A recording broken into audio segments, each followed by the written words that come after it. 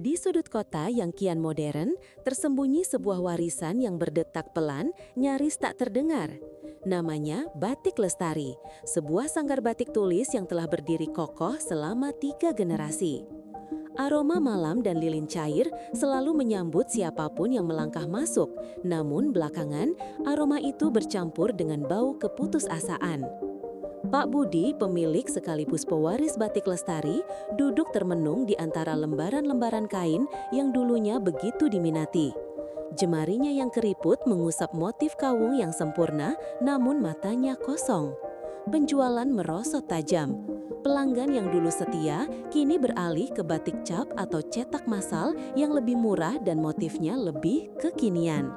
Sanggar yang dulunya ramai oleh tawa para pembatik dan obrolan pelanggan, kini hanya menyisakan keheningan. Mungkin ini saatnya Lestari, bisik Pak Budi lirih, suaranya tercekat. Di tengah kegelapan itu, secercah harapan datang dalam wujud Arjun, keponakan Pak Budi yang baru saja menyelesaikan studinya di bidang manajemen pemasaran. Arjun adalah pemuda cerdas dengan kacamata tebal dan semangat membara, namun ia belum pernah sekalipun terjun langsung ke dunia bisnis. Ia pulang ke kota kelahirannya berharap bisa membantu pamannya. "Pak De, jangan menyerah dulu," seru Arjun. Matanya berbinar saat melihat keindahan detail batik tulis. "Ini bukan sekedar kain, ini seni, ini cerita, ini identitas kita." Pak Budi hanya tersenyum getir. "Cerita saja tidak bisa membayar tagihan, Jun. Orang-orang sekarang mencari yang praktis dan murah." Arjun tidak menyerah. Ia tahu di balik setiap masalah selalu ada peluang. Ia melihat potensi besar di Batik Lestari, kualitas yang tak tertandingi, keaslian seni yang langka, dan cerita di balik setiap goresan canting. Ini adalah sebuah produk, namun pemasarannya yang usang. Langkah pertama, menggali hati pasar, riset pasar, dan analisis SWOT. Arjun memulai misinya dengan melakukan apa yang ia pelajari di bangku kuliah, riset pasar. Ia tidak hanya mengamati toko-toko batik lain, tetapi juga menghabiskan hari-harinya di pusat perbelanjaan modern, kafe-kafe kekinian, bahkan media sosial. Ia berbicara dengan teman-temannya, mengamati gaya hidup, dan membaca tren. Ia menemukan bahwa batik tradisional memang memiliki pasar, namun sangat niche, terbatas pada acara formal atau kolektor. Namun, ada celah besar yang belum tergarap, anak muda perkotaan. Mereka peduli pada keberlanjutan, menghargai produk lokal yang autentik, dan ingin tampil beda, namun seringkali menganggap batik tradisional terlalu kaku atau kuno. Mereka mencari cerita dan nilai di balik produk, bukan sekedar harga murah. "Pak De," kata Arjun suatu malam, menunjukkan grafik sederhana di laptopnya. "Kekuatan kita ada pada kualitas dan keunikan. Kelemahan kita adalah citra yang ketinggalan zaman dan distribusi yang terbatas.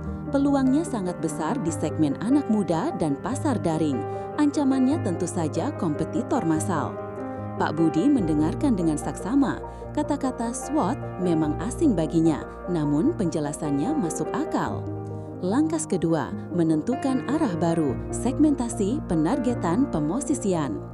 Berdasarkan risetnya, Arjun mengusulkan strategi baru. "Kita tidak bisa bersaing harga dengan batik cetak, Pak De. Kita harus menargetkan mereka yang menghargai kualitas dan cerita. Kita akan fokus pada segmen urban explorer, mereka yang suka eksplorasi budaya, sadar lingkungan, dan mencari gaya personal yang unik, namun seringkali menganggap batik tradisional terlalu kaku atau kuno." Urban explorer, Pak Budi mengeringitkan dahi. "Ya Pak De, mereka adalah anak muda profesional, seniman atau siapapun yang ingin tampil beda dengan sentuhan budaya. Kita akan memposisikan Batik Lestari bukan hanya sebagai penjual kain batik, tapi sebagai jembatan tradisi dan modernitas, sebuah gaya hidup otentik yang ramah lingkungan." Arjun juga mengusulkan untuk menciptakan lini produk baru yang lebih relevan dengan gaya hidup mereka. Langkah ketiga, meracik daya tarik, bauran pemasaran 4P. Ini adalah bagian tersulit, mengubah kebiasaan lama. 1. Produk. Arjun tidak meminta Pak Budi meninggalkan motif klasik, sebaliknya ia menyarankan inovasi. Kita tetap buat motif klasik yang indah Pak D, tapi kita juga bisa buat desain yang lebih simpel, dengan palet warna yang lebih modern, atau bahkan kolaborasi dengan desainer muda untuk menciptakan motif kontemporer yang tetap berakar pada filosofi batik. Ia juga mengusulkan diversifikasi produk, bukan hanya kain meteran, tapi juga kemeja kasual, scarf, tas jinjang, bahkan aksesoris kecil seperti dompet atau masker dengan sentuhan batik. Setiap produk harus memiliki cerita tentang motifnya, tentang proses pembuatannya, tentang pembatiknya. Awalnya Pak Budi ragu, namun melihat desain sketsa yang dibuat Arjun, ia mulai tertarik. Bu Siti, pembatik senior di Sanggar, juga antusias. Wah, motifnya lebih ceria Jun, tapi tetap ada pakemnya.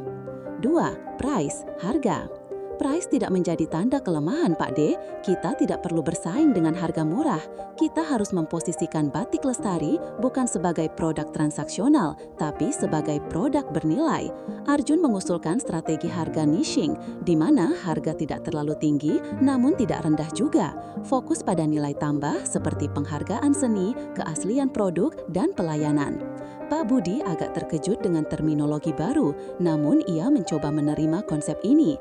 Ini bukan berarti menjual lebih murah Pak D, ini berarti menawarkan pengalaman yang lebih baik dan memposisikan kita sebagai pesaing yang tepat, bukan sebagai penghasil murah. 3. Place, tempat.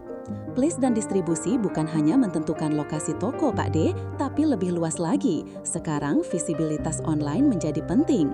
Arjun mengusulkan fokus pada platform digital mandiri seperti website dan media sosial. Digital marketing auto, tinggal tentukan konsep yang menarik dan riset market.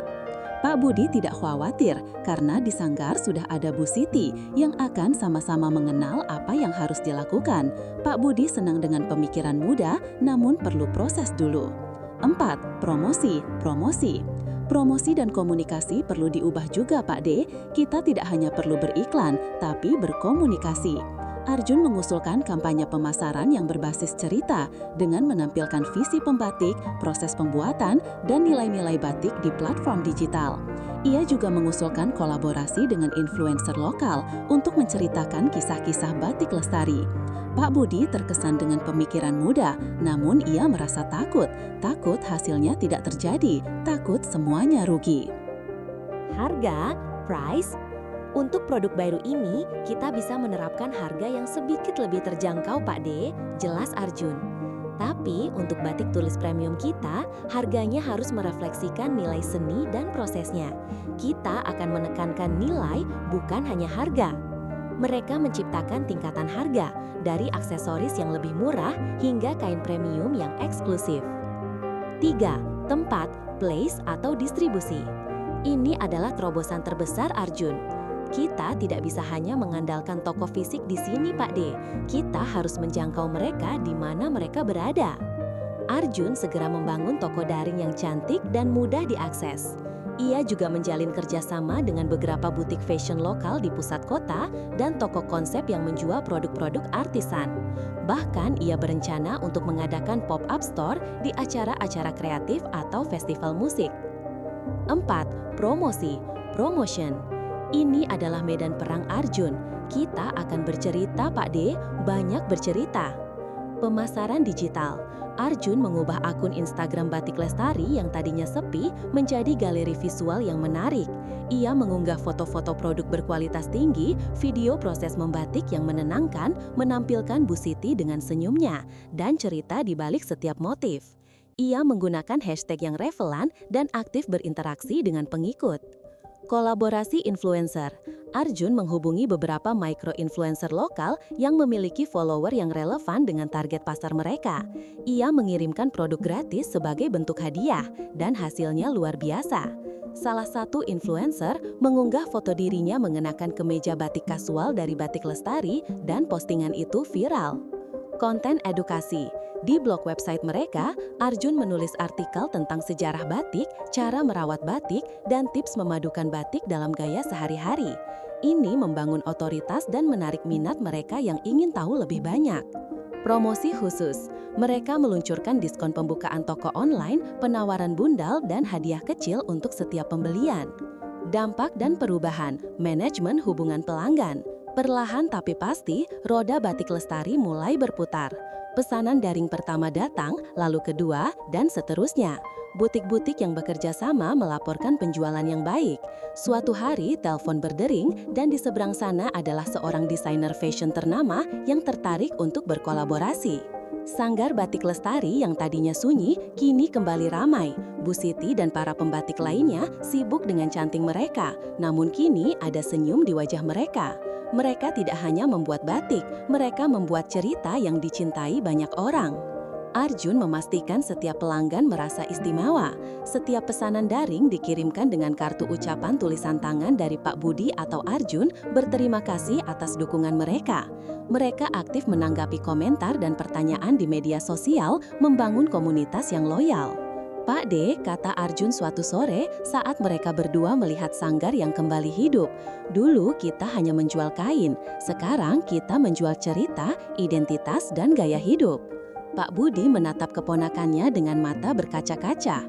Kau benar, Jun, kau tidak hanya menyelamatkan Batik Lestari, kau juga mengajari Pak D bahwa tradisi itu tidak harus mati. Ia hanya perlu menemukan cara baru untuk bercerita. Kisah Batik Lestari menjadi bukti nyata bahwa manajemen pemasaran bukanlah sekedar teori di buku. Ia adalah seni dan ilmu untuk memahami pasar, berinovasi pada produk, menetapkan harga yang tepat, menjangkau pelanggan di tempat yang tepat, dan menceritakan kisah yang memikat. Dengan sentuhan strategi yang cerdas dan semangat pantang menyerah, warisan yang hampir punah itu kini tidak hanya lestari, tetapi juga berkembang dan bersinar di era modern. Dan di setiap goresan canting baru, di setiap pesanan yang masuk, dan di setiap senyum pelanggan yang puas, terukir kisah tentang bagaimana sebuah tradisi menemukan jalannya untuk menari bersama zaman, dipandu oleh keajaiban manajemen pemasaran.